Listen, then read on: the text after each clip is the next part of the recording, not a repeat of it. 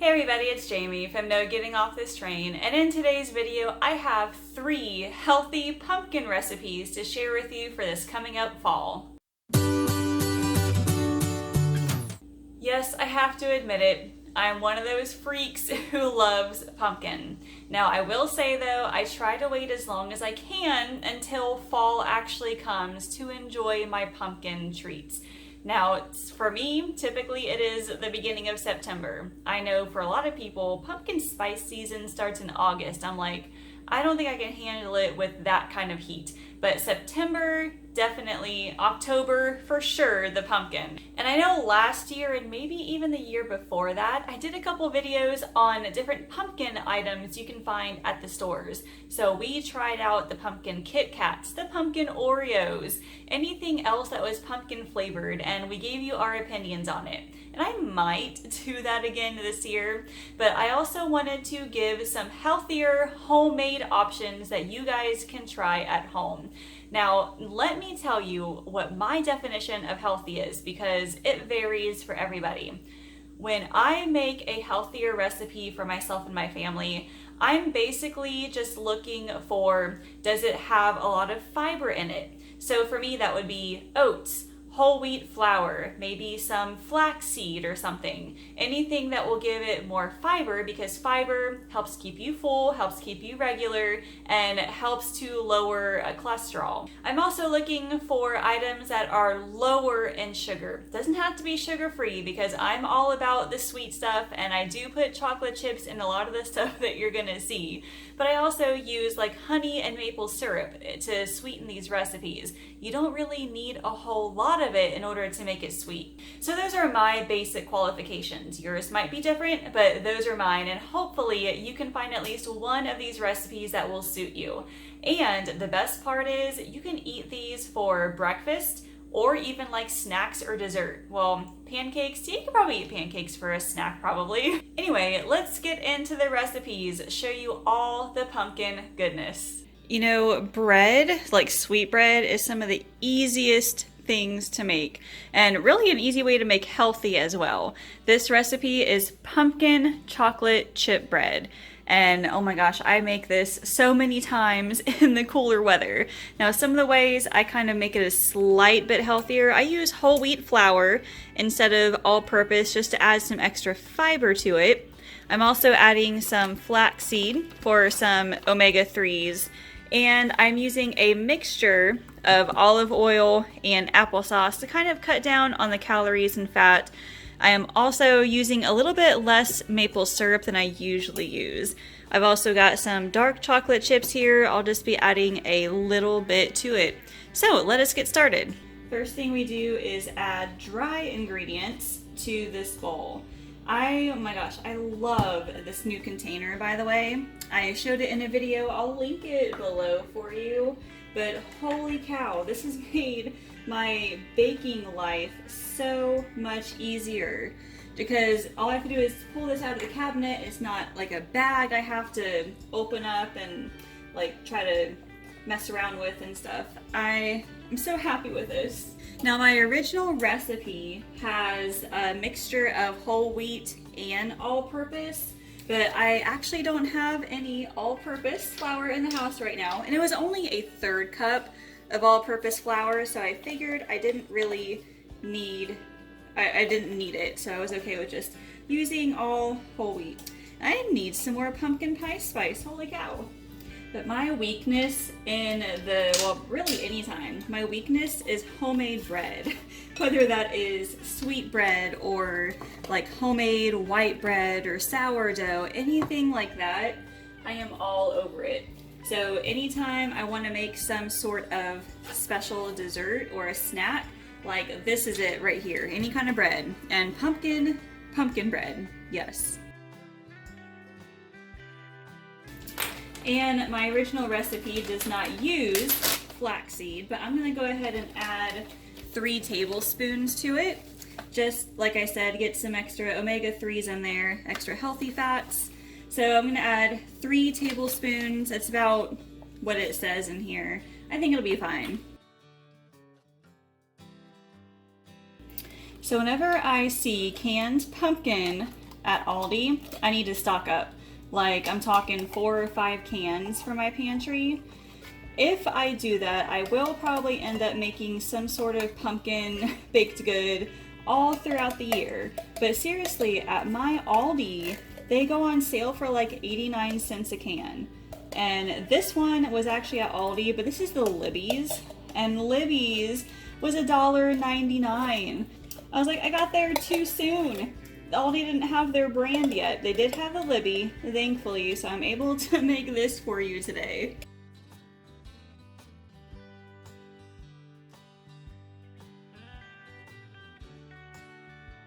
Now, like I said, I'm using a mixture of olive oil and applesauce. If you wanted to take away some more calories, just add only applesauce. If you don't mind the extra calories and fat, then go ahead and use all olive oil. And then I'm only using a 1/4 cup of maple syrup, like I said, because that makes it just sweet enough, and then the chocolate chips help as well. I am so sorry. I totally somehow didn't hit record, but all I did just now was mix the dry ingredients in with the wet, stirred it all together, and this is what is left. So this makes 1 whole loaf, and I've got the oven already preheated to 350, and I will bake this for anywhere between 50-55 minutes, maybe even an hour, just depends on the bread, and then a toothpick will determine when it is done. All right, let's get this in. Oh my goodness, that looks so amazing. I need to grab a toothpick real quick. Oh yeah, that is perfect. Now I have to let this sit here for about 10 or 15 minutes till it cools a little bit. Then I'm going to put it on a cooling rack and let it cool completely before I cut it.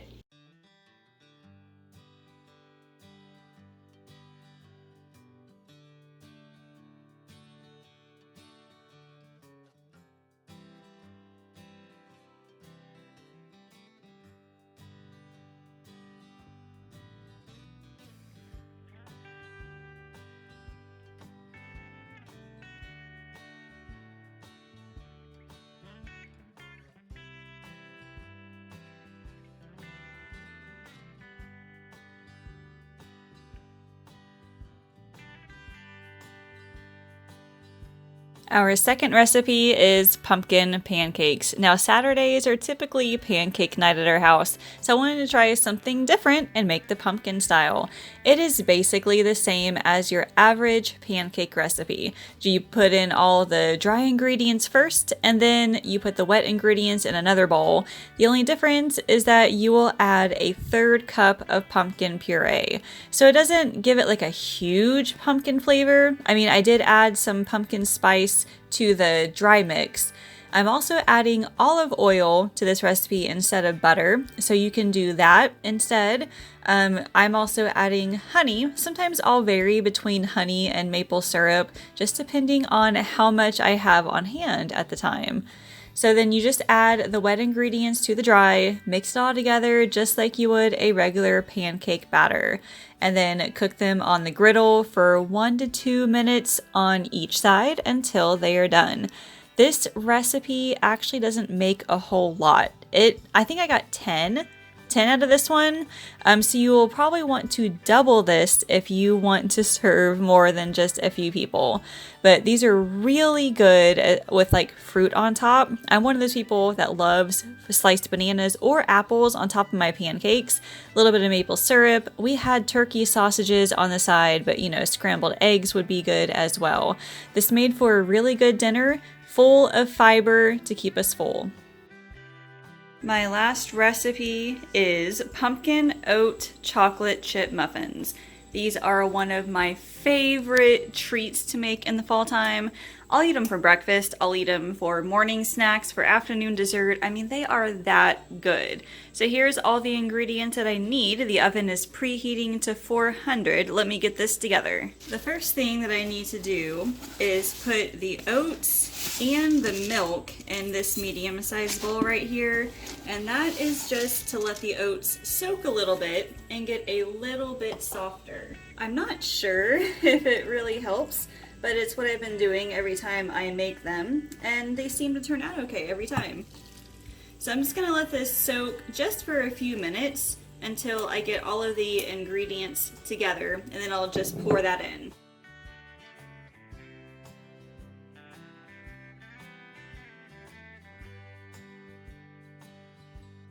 Yes, I definitely said I eat these guys for breakfast sometimes because I just love them. I mean, they've got oats in them, they have whole wheat flour, so they have a ton of fiber, which really is what I'm looking for in a breakfast.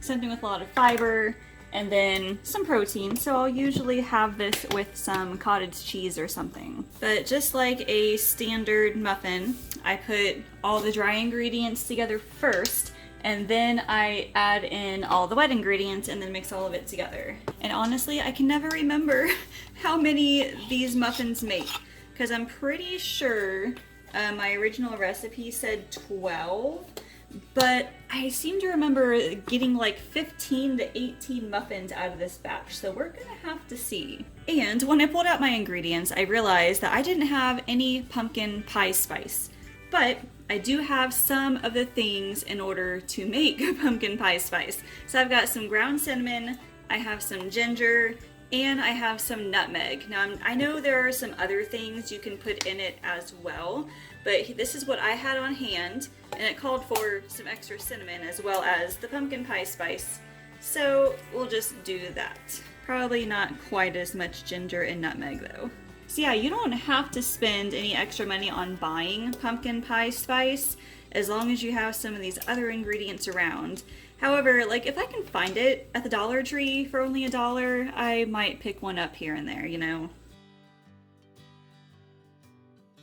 When I went to the store to buy the ingredients for this, I noticed that Meijer was completely out of their brand of pumpkin, and the Libby's brand, they only had like the gigantic can of pumpkin, which is totally fine with me. This recipe only uses 1 cup, so the rest of this I will probably set aside, and you know, I think a pumpkin oatmeal bake sounds really, really good for breakfast next week. I may have to do that.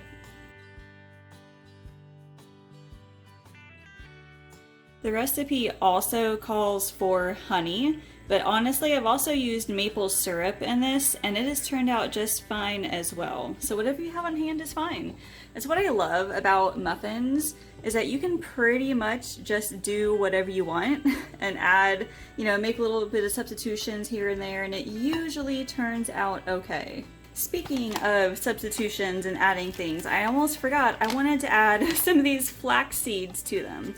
Now, ground flax seeds have a lot of unsaturated fat. They also are a good source of omega-3s and fiber. So like I said, I'm looking to get a lot of fiber and omega-3s and unsaturated fats in our diet, so I put in 3 tablespoons of that. It won't add any extra flavor or anything. It's just gonna mix it in and give us some extra nutrients. And now we get to add all the milk and oats, and then we get to mix it all together.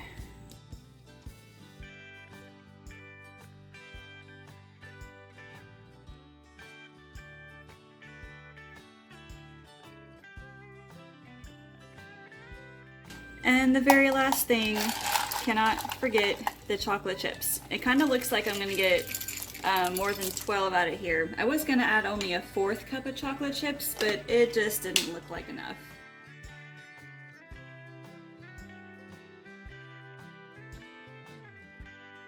Alright, I got out both muffin tins just in case. I'm gonna use a 4th cup here to try and get all of the mix in. So let's see how many these make.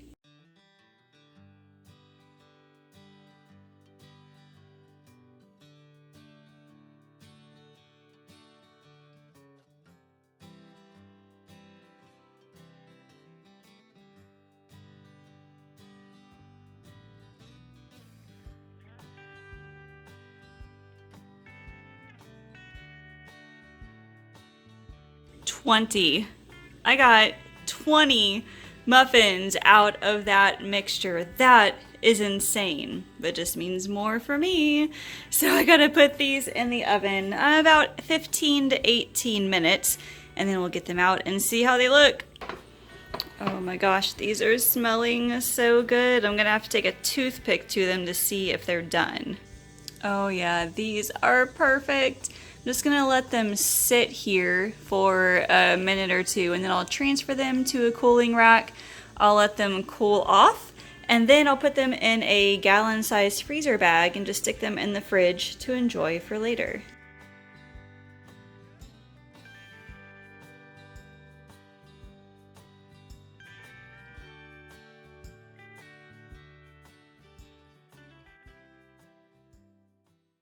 Alright, so leave me a comment because I need to know, and maybe others do too.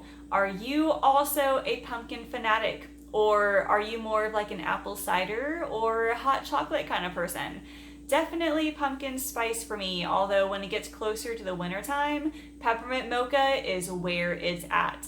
Also, tell me if you've made anything really, really good that's pumpkin related, or if you've bought anything recently, like from the store. Pumpkin Oreos, maybe something new that's pumpkin flavored. Let me know because I'm thinking about going to the store and trying a couple new things. If you liked this video, make sure you give it a thumbs up and then subscribe to this channel and ring that bell, and that way you'll be notified when more videos like this come out, as well as my other grocery hauls, recipes, and meal planning tips. Thank you all so much for watching. I will see you later. Did you know I offer one-on-one nutrition coaching? Whether your goal is to lose weight, eat healthier, or just want to know how to get started, I can help. You can schedule a free weight loss discovery call by using the link in the description. Thanks for watching, and I can't wait to chat with you.